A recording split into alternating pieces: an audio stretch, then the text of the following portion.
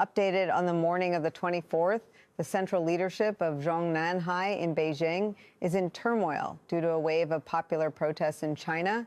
China is wasting vast sums of money and opportunities, losing ground to Japan in space energy. Beijing continues to exploit the EU's weakest link in the Mediterranean. Norway has delivered a large quantity of Nasram missiles to Ukraine.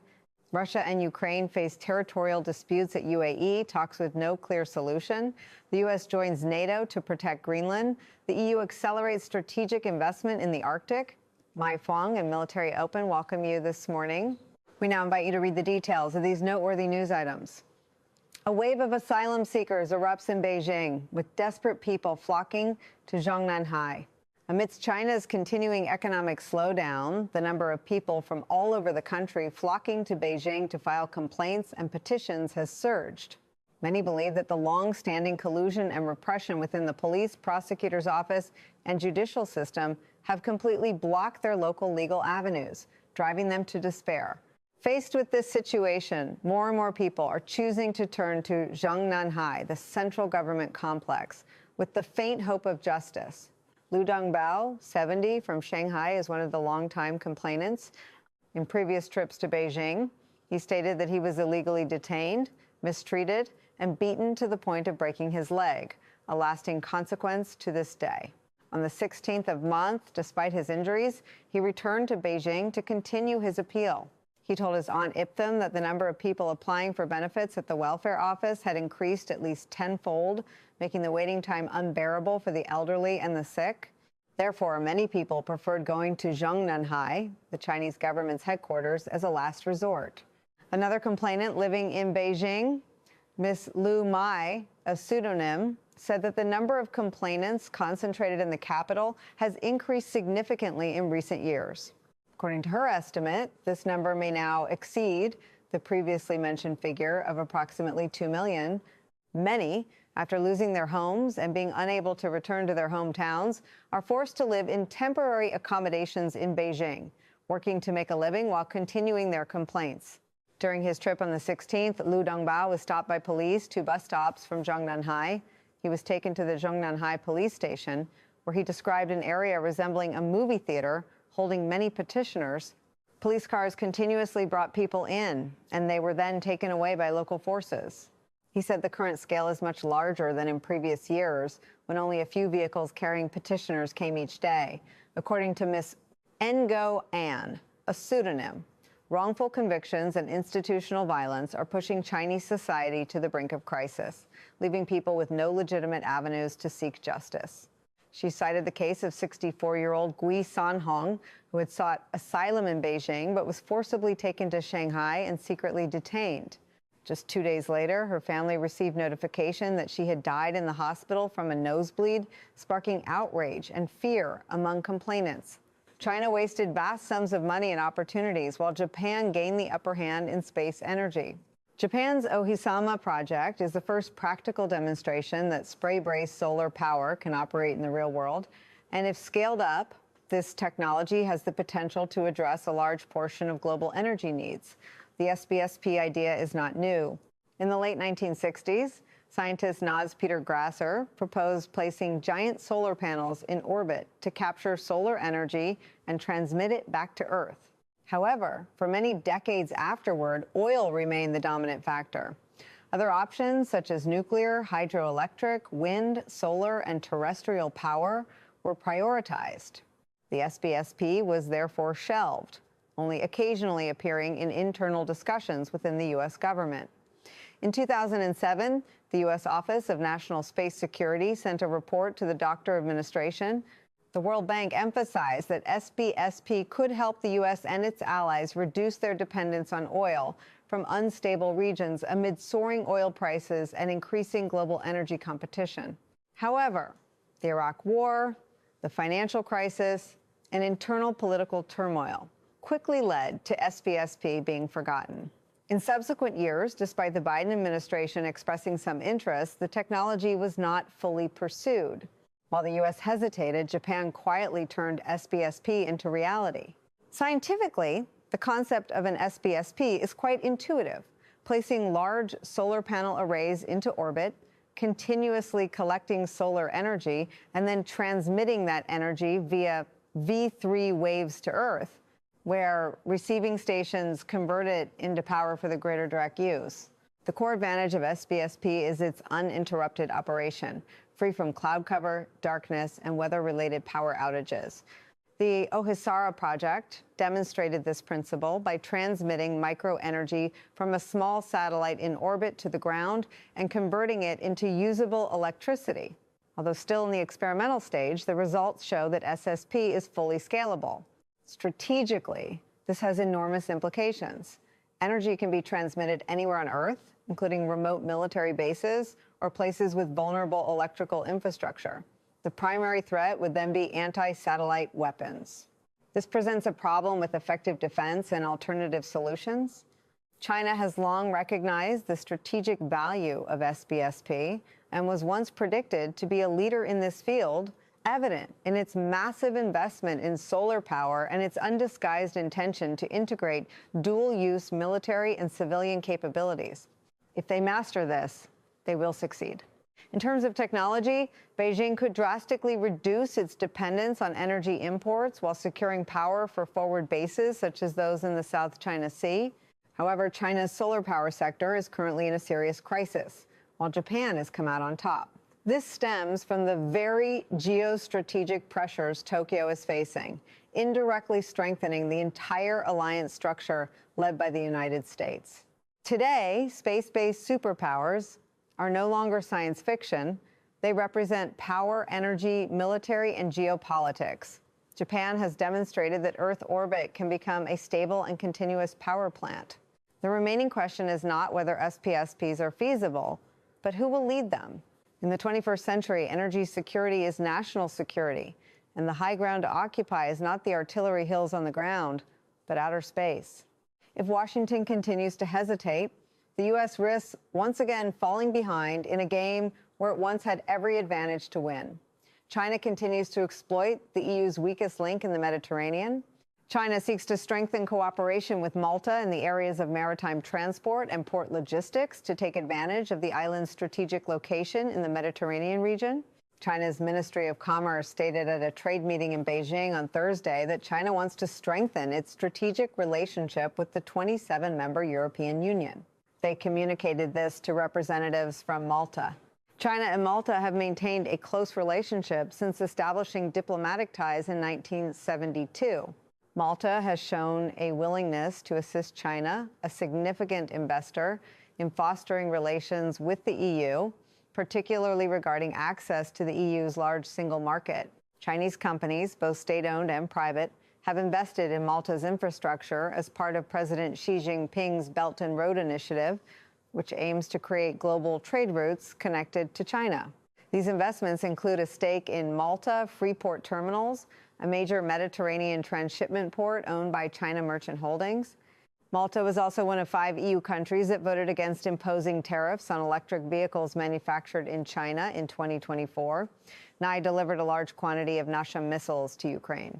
Nye transferred a significant number of anti-aircraft missiles to Ukraine to maintain the continuous operation of NASAM systems amid increased Russian missile and UAV attacks. Ukrainian Prime Minister Jonas Karstor emphasized that air defense remains a top priority in Oslo's military aid package for Kyiv, particularly to protect civilians and essential infrastructure. Ukrainian Defense Minister Myklo Fedorov confirmed the delivery of missiles after discussions with Ukrainian Defense Minister Thor Shenfrek. While not specifying which particular air defense system the missiles were allocated to, Fedorov stated that these missile batches were crucial in protecting Ukraine's energy infrastructure from cruise missile attacks. He also expressed gratitude for Norway's provision of missiles from its reserves to support Ukraine in this critical time. The NASAM air defense system is one of Ukraine's medium-range defense pillars. NASAM uses the improved AIM-120 AMRAAM missile launched from the ground and can also integrate other types of missiles such as the AIM-9, Crinder, and long-range AMRAAM-R, extending its range and effectiveness. Depending on the configuration and type of missile, NASAM has an effective range of approximately 20 to 50 kilometers. Designed to counter a wide range of airborne threats, NASAM is capable of intercepting aircraft, helicopters, cruise missiles, and drones.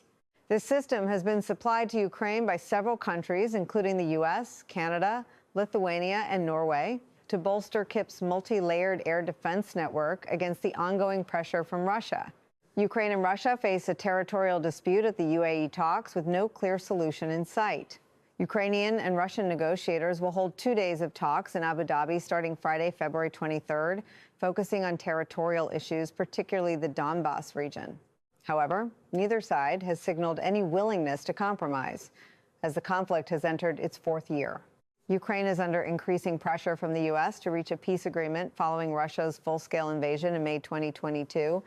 For Moscow, a key condition for a ceasefire is that the KP must cede the entire Donbas industrial region in the east, including territory currently controlled by Ukraine. Ukrainian President Vladimir Zelensky has stated that the territorial dispute, particularly Donbas, will be a top priority in the negotiations within the United Arab Emirates. He stated that this was the first trilateral meeting since the war broke out, involving direct participation from Ukrainian and Russian envoys and American mediators.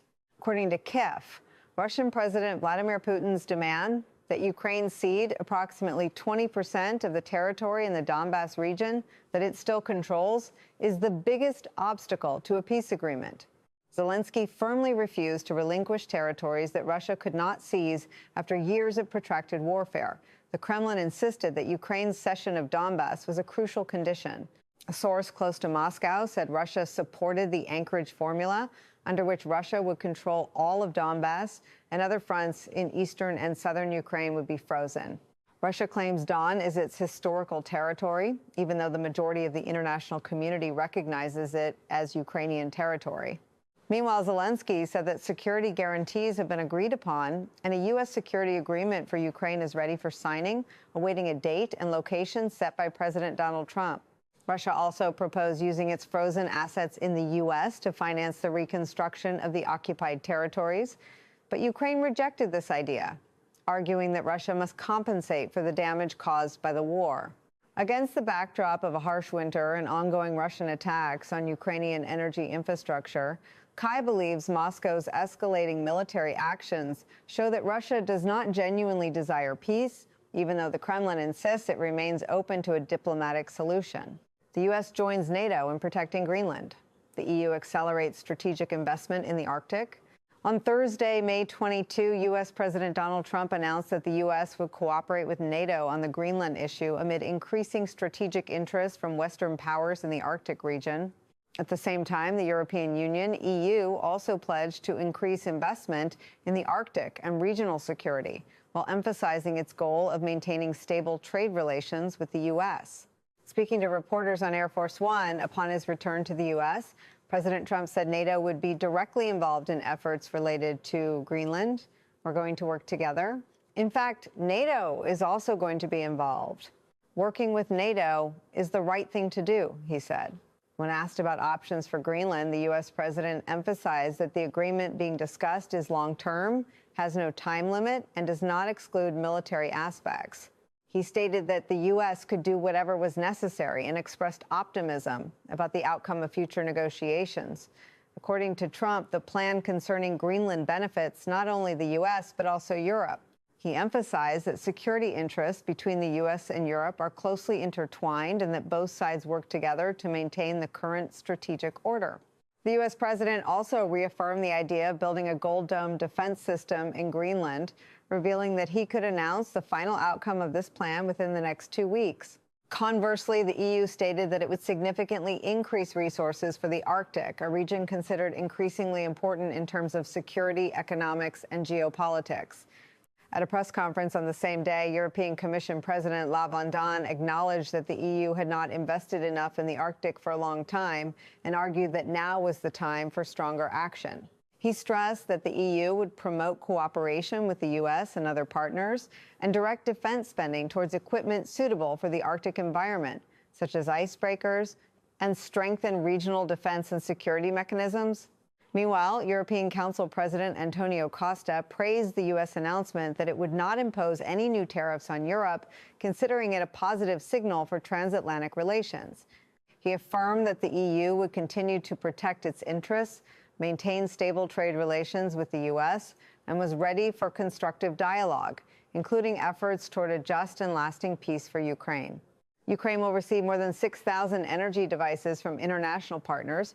Ukraine expects to receive over 6,000 large-scale energy devices, along with new funding for its energy support fund. This comes as the country continues to face serious challenges to its electricity and heating infrastructure due to Russian attacks. The information was announced by Ukrainian Prime Minister Julian Fyrodenko on social media after a J7+ coordination meeting on energy support for Ukraine. According to Ms. Fyrodenko, the new support packages demonstrate the strong commitment of the international community to helping Ukraine maintain its energy supply, especially during the winter. The European Union will provide 447 generators. Italy has pledged 10 million euros to the Energy Support Fund and will allocate an additional 50 million euros in its 2026 budget. Lithuania will provide 90 generators. Germany is one of the largest contributors with a 60 million euros package and various technical equipment, including combined heat and power generator sets, mobile generators, photovoltaic systems, battery storage, boilers, construction machinery, and heating equipment. The United Kingdom also contributed nearly 23 million euros to the fund. Beyond Europe, the United States pledged over $400 million for humanitarian projects aimed at helping Ukrainians get through the winter. France will provide over 100 generators with a total capacity of 13 megawatts, while Japan will provide generators, transformers, repair equipment, combined heat and power units, and inverters. In addition to financial and technical commitments, Ukraine recently received 6 shipments of humanitarian aid, totaling over 50 tons from various European countries. These assistance programs are expected to help Ukraine stabilize its energy system, ensure essential living needs for its population, and enhance the resilience of its infrastructure against further attacks. Ladies and gentlemen, that concludes our morning military news update program. Thank you for your time and attention. Goodbye and see you in the next program.